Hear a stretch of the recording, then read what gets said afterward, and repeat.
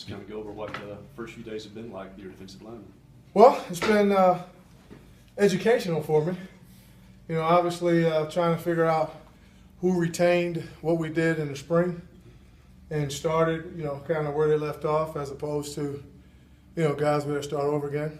I guess the best part of it was that I think all those young guys, you know, are legitimate players.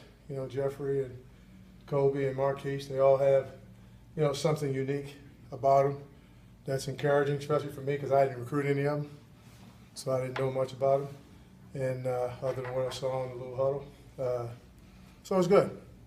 How was the process? You kind of mentioned in the spring, learning the college game again, and you know the recruiting game. How's that process come along for you? It's coming along. You know, thanks for asking that question because that's been the biggest adjustment.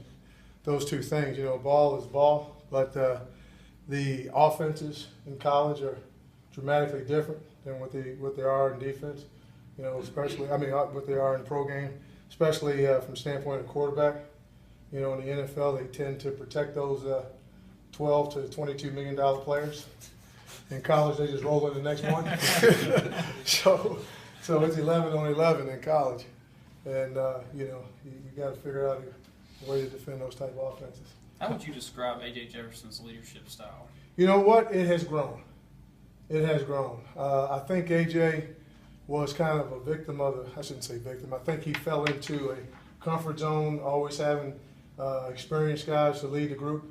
And then all of a sudden pop up and he rolls out of bed. Now he's that guy.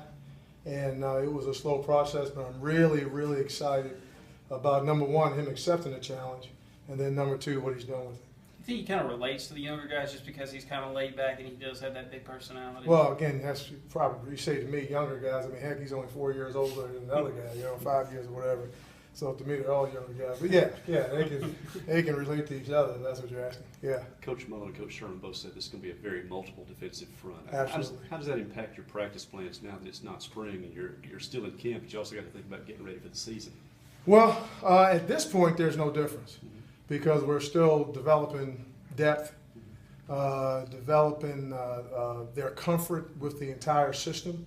So giving them as much as they can to help them feel comfortable with it. We're not game planning at this point in life. So right now it's like the spring, and that's what I mentioned earlier, the progression, how quickly can we start from where we stopped as opposed to starting over.